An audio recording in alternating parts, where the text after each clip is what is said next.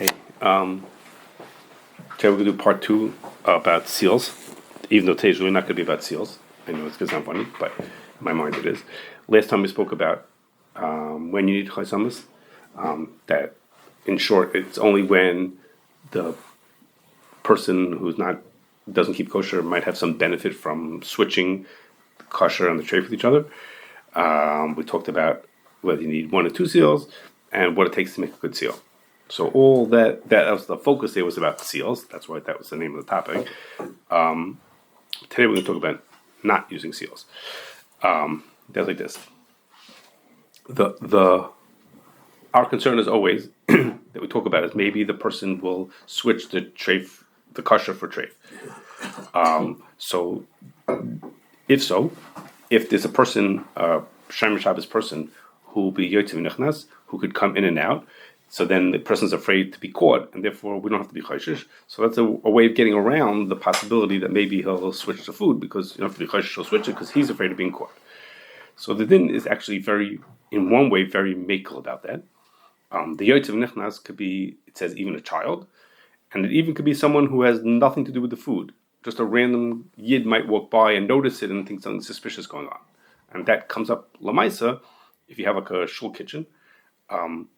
So really, the shul kitchen should probably be locked at many times, but like during davening, there's always from people draying around near the kitchen. So then, even though those people have no responsibility, but if they see something suspicious, that's already enough to stop the chashash that maybe he'll switch something. Again, he's not the person, he's not the guy in charge of the kitchen, but just people draying around makes it there's no chashash that he'll switch something. So those are the tzaddim kula. On the other hand, the din says that when we have Yotzeh Nichnas, you have to know that the yid is not going to be away for an extended amount of time. This is a long amount of time. What's a long amount of time? Some of the examples that it says there is if they know that the yid went to daven, or they went to the bathhouse, they went swimming. Okay, so if you know, if your nanny knows that you're going to work, and nobody comes back till whatever time, or you went out for you had a doctor's appointment, so then that's not considered Yotzeh Nichnas, because they know that they're not coming back for an extended amount of time. Whatever extended, is a little bit vague, and maybe it depends lefi ha'inyan. If you think about it in a restaurant, how much would it be worth it for them to switch something and risk their hashgacha for that? So maybe it'll have a little longer. But what I mean is, my point is, a mashgiach who comes in once a week, that's not Yotzeh Nichnas. Okay, that doesn't. We call it Yotzeh Nichnas, but that's not what the din calls Yotzeh Nichnas. Yotzeh Nichnas is you think he might come back at any minute. Not if he's not if he's disappearing for extended amount of time, and he's never coming back. Okay, essentially he's never coming back. Even once a week could be good, as if you never know they might come back. Right, but if he's regular, okay, one place that we went to, mashgiach only comes between like 11 and 3. He starts his day at whatever time. He does all his rounds between 11 and 3, and he only does it on certain days of the week. And he's like, so he's very regular. So like he's not coming. And even most Yotzeh Nichnas, if you get the hang of it that he only comes once a week, you get the feel that he's not coming back. Right, okay? Once a week only helps you till he shows up. The rest of the week it doesn't help you anymore. Once in a while he pops in a second time that week. Mm-hmm. Right, so it's true, but it's. Unless the guys get used to what's going on, and we don't. It's not. We could call the guy Yotzeh Nichnas, but it's not. Doesn't really qualify. Now, the good news is that there's a way to get around this that became in recent years, and it became more useful, and that is the Ramah says that if the guy's in the room by himself with the food, and there's a peephole where a yid could see through to what's going on. Even the guy is afraid someone's going to look through the peephole and notice what's going on, and Mameli he'll be caught. So even though there's no yid who actually comes into the room, but the fact that he might be caught through the peephole is a reason to make him is enough to control him that he won't take advantage. So in Chakos B'Yamin he says so if I have a camera, same thing. The camera's as good as a peephole. The person might look in. Okay, I should actually even look at it afterwards. Okay, nowadays it's really cheap and common to have these kind of cameras, so it helps us. It makes it that we could upgrade our person to being a real Yotzeh Nichnas. I'm in fact at work all day long, but but the camera tells me what's going on. I should put on my camera in my kitchen. I should put it on the screen, so you can see what's going on. What's going on. So it avoids a problem of, oh, I'm out at work. I'm not going to be home till whatever time because I could watch you and I could see what's going on in the house. So that's like a peephole. That the Rambam gives that example of a peephole. So and Chagos Yom modernizes it and says that the camera does the same trick, that's good for the Jews. Well, it depends on the quality and the angle, whether you can actually be caught. So I should have put it on the screen. Yeah, I'm sorry. in your kitchen, if you actually see them doing anything. Yeah, you can. So, at least I think so. We don't, it's not so common that there's no one home. That's the truth. But there are times that people will go out and the shiksa will come punked on that day, and she knows that no one's coming home for that much time. But the cameras are Exactly. Someone's show with the clean ladies, or is it they might use the pots for their own? It's both. It's both things. They might switch things, and they might use the kelim. Okay, what's the difference? Same. But if I remember correctly, it's not us maker I did it. It's like a table hachmer by the What is by the cleaning helping who left at home by themselves. Collaborating. not that I remember. Okay, you'll correct me afterwards. Okay, could be. That's what I remember. Okay, now we move to, we're talking about it so far like a house or a restaurant. Okay, but what about when we get to a factory, where the guy is not even supposed to come more than once a month, let's say, or a couple of times a year. So, and they know that. I mean, they know good and well. Who just told me? Yes, my rabbi comes every month, and the factories, as the rabbis leave, they say, "See you next month, Rabbi." They know. Like, they get the hang of it. It doesn't take that long to figure out how often he's supposed to come. So, like, if someone was giving hashgacha to meat, they wouldn't let that. Of course not. We wouldn't let a guy come just once a month to see a meat place. But there's lots of other things with ingredients that could be treif.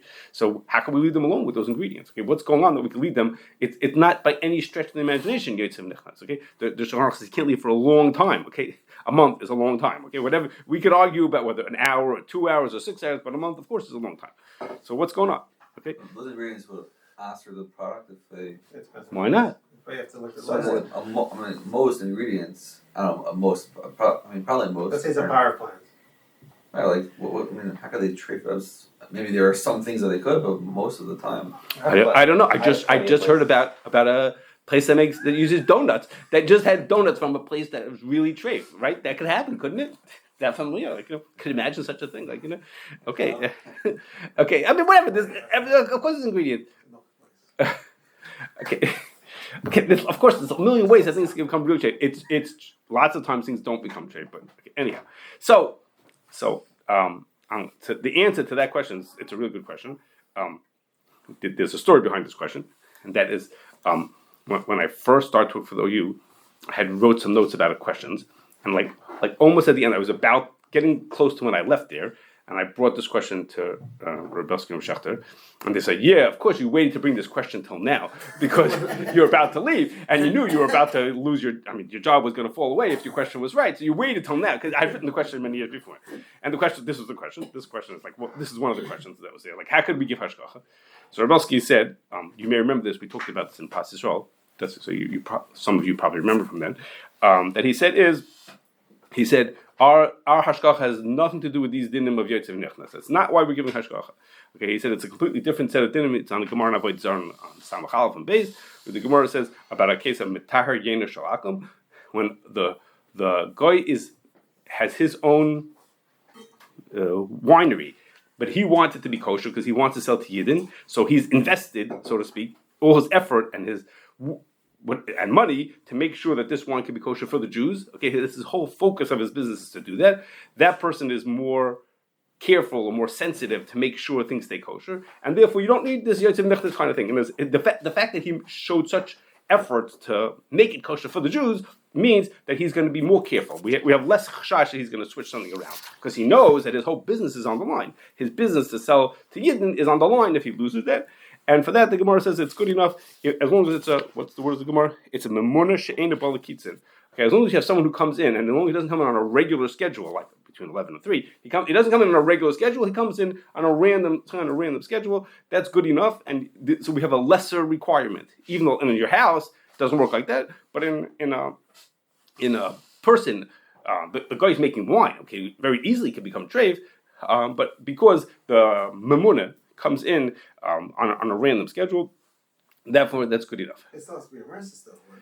So, but the mercy is much toned down. Yeah, but here, if you know he's only coming once a month, you're not going to see him for another month. So the end of the sentence would always, Rebelsky would, when he would talk about this kind of thing, would be is, and the Mele Mashiach's schedule has to be very random. And he has to come at... So then why does it switch the set of halachas? Just go with the first set. That what?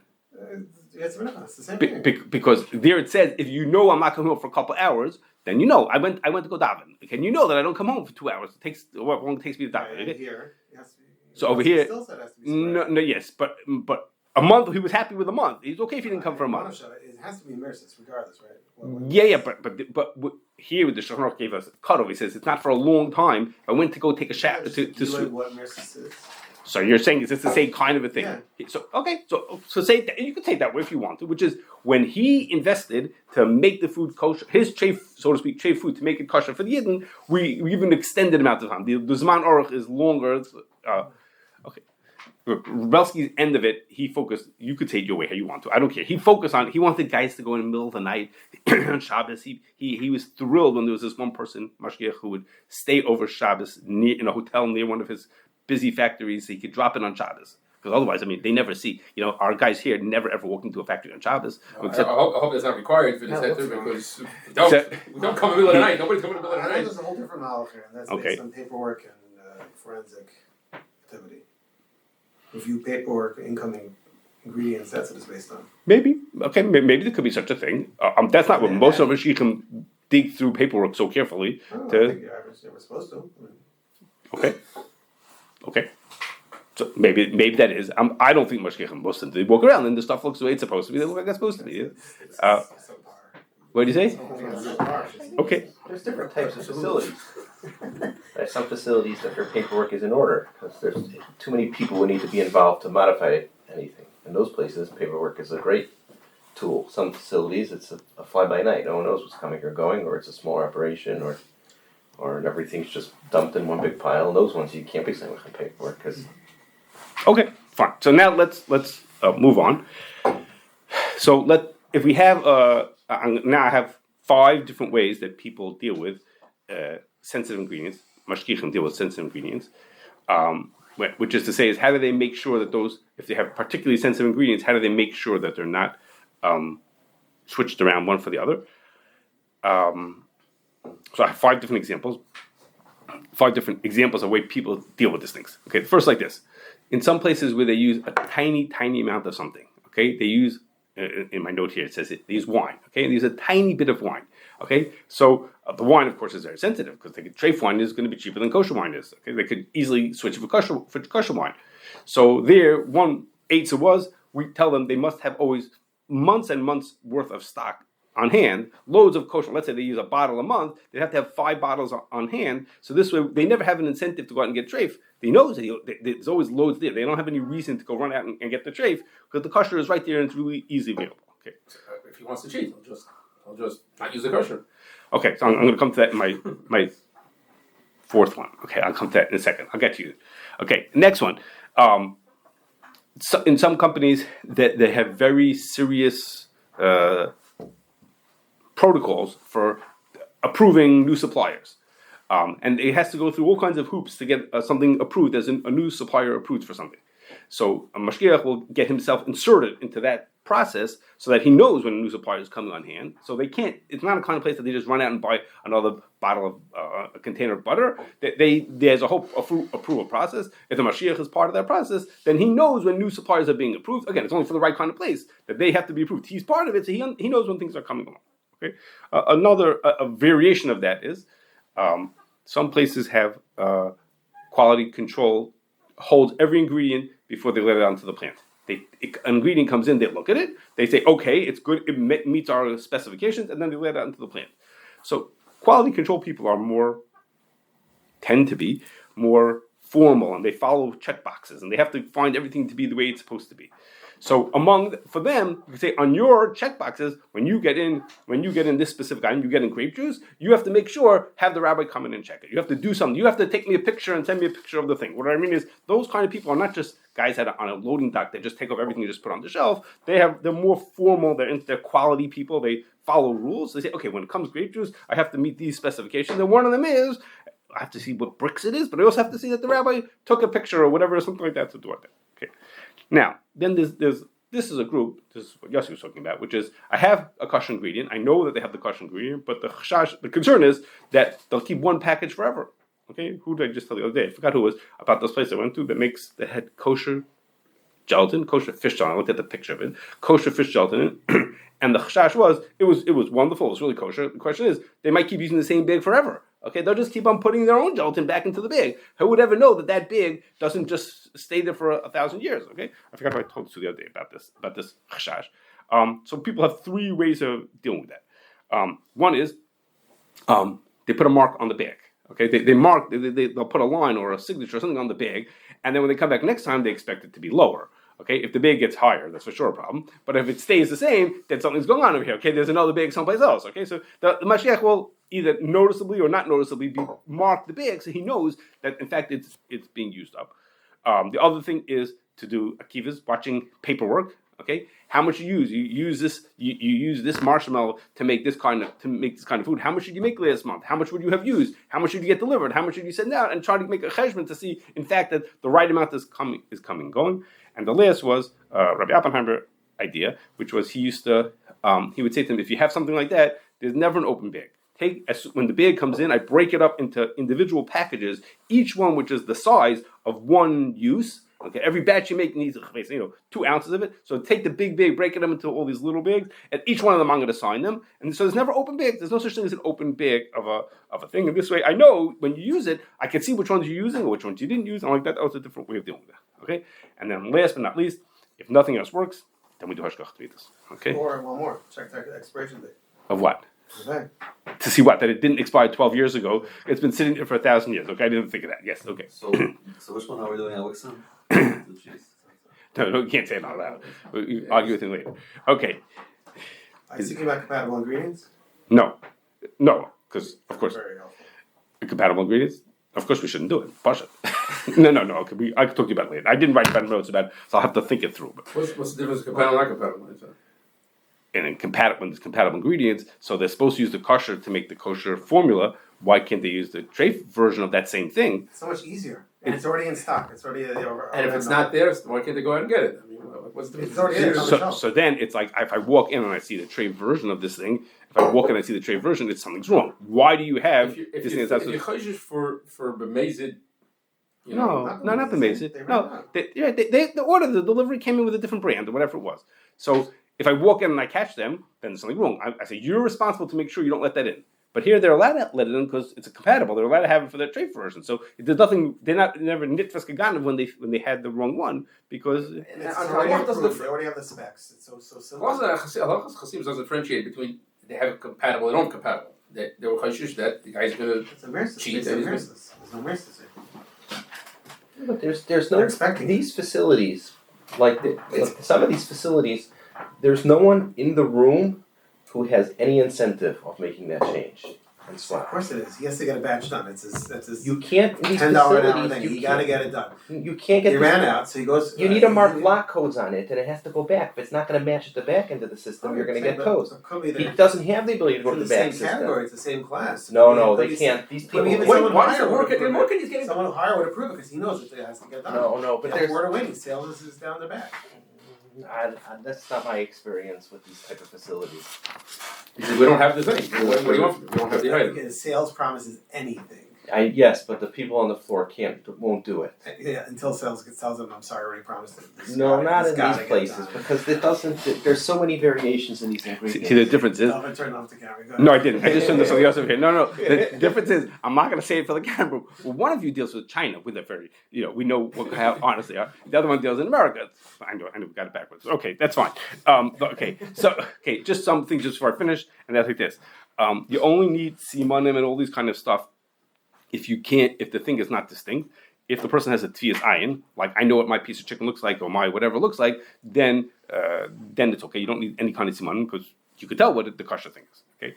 Next thing is that there's a modern issue, and that is Uber Eats. You probably heard about this, and that is it used to be when a store sent out a delivery, they would put simanim on it because they knew the delivery person is not Shem Shabbos, so they have to put on simanim. The opposite, when a consumer walked in and picked up his food, what do they need simanim for? You bought the food yourself. You're taking it home. You do it yourself. And Uber Eats is this in between, which is somebody walks in to pick up an order. He looks like he's a regular guy picking up an order. You wouldn't have this. What? No, the person who walks in, I don't know whether he's Shem Shabbos. I don't ask him to see bris milah when he walks in. So I say to the guy walks in. Clearly not Jewish. Okay, when he walks in, the people at the front, if the rule is that people picking up an order, you don't have to seal it for them. They give it to the Uber Eats guy who now delivers it. He's not Shem Shabbos.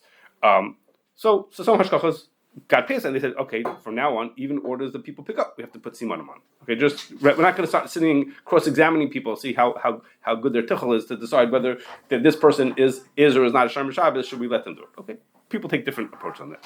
And last is. I kept talking about food this time, but Elazar mentioned, and it's a whole separate set of dinim, which is your kalim. Okay, not the relevant tashkachas, so I didn't talk about it. But which is in your house. It's not just a matter of your food; it's a matter of your kalim. Also, potentially, of your kalim becoming treif. Even if your food stays kosher, but your kalim becoming treif. So this the story that you mentioned before. Oh, I forgot this. Yeah, go ahead. Was about the kalim, the one that you referenced. That story was. Donuts? Okay. Because it's not being sold as kosher. It was just they were. You said they put it in the They put it. The caramel doesn't get sold as kosher. Yeah, but they weren't using that caramel for anything else. Why not? Because it was a leftover of that batch. Yeah. Okay, I forgot to. Let me say one thing. I'm sorry, just because I thought it was interesting. When we talk about Tviyas Ayin, so the Shulchan Aruch says, well, like an example of things that you have at Tviyas Ayin is that if you have a piece of meat that's menukar, then you know that it's kosher meat. It means when you get a kosher piece of meat, you have to cut out certain veins and certain fats. So when you pick up a piece of meat that's menukar, you could tell that someone did nikar. Why would it go do nikar? And it doesn't make any sense. So it's obviously this is a kosher piece of meat. Okay, that's like a siman. It says you could have a Tviyas Ayin that the meat is kosher, and that's 100%. If you pick up a piece of meat, if you tell, if you know what it looks like and you see it's menukar, you could tell it's a kosher piece of meat. But that only works in most situations. If you're in the slaughterhouse, it doesn't work because in the slaughterhouse, the guys who do the nikar are not Jewish. The guys in the plant know how to do nikar. Okay, there's a mashgiach at the end who checks the nikar that it was done correctly, but the actual guys with the knives who are doing the nikar are just regular guys in the plant. So in the slaughterhouse, having a meat that had nikar on it doesn't mean it's a kosher piece of meat because they could do nikar to a treif piece of meat also. There's no a regular guy in the street would never do it and he wouldn't know how to do nikar. But in the it's if they wanted to switch kosher for treif, they wanted to look like it's a kosher piece of meat. They know when you make a kosher meat, you have to cut out this piece and that piece, and now it looks like a piece of meat. So if you walk into Jewel and you see a piece of meat like that, you know it's kosher. Why else would there be nikkur to a piece of meat? But if you walk into the slaughterhouse, then it's not the same.